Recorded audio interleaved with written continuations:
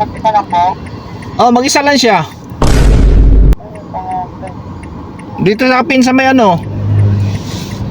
Sa Pasay. Ang sabi ko kasi na pagtanong siya ng ano, SM. SM? Ano SM nakalagay? Pasay. Number lang ng street tapos Pasay. Hindi ko rin po alam po. Ano ko lang po. I-chat. SM.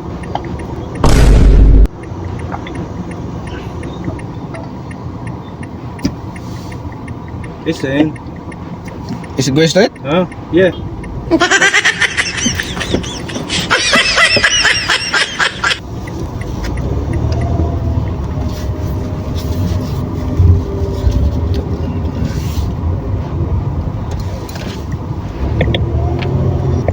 Where's SM.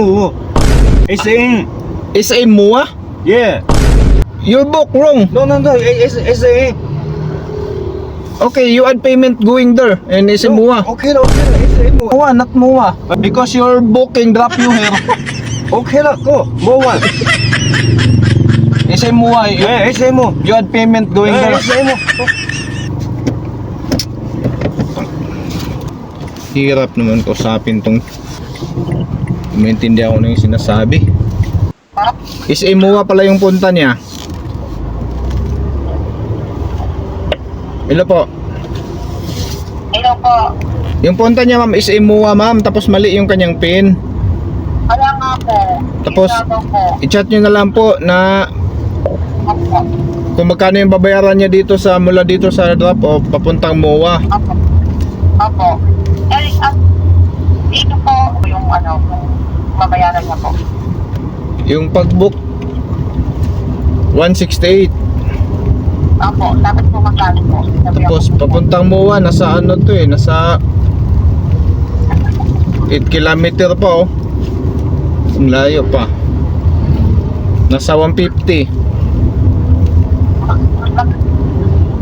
Nasa 150 po ma'am, 150. Ano po lahat? 318. Pa-chat na lang po. Sabi ako. Oo. Kasi di ko maintindihan, hindi yata marunong mag-English eh. Sige po. Sige po. Sige, thank you.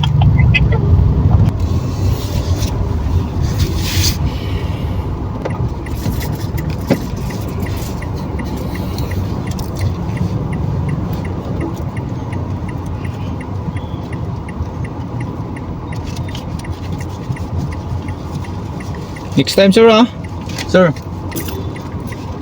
No. Next time, sir. Be sure your book is correct. Thank you.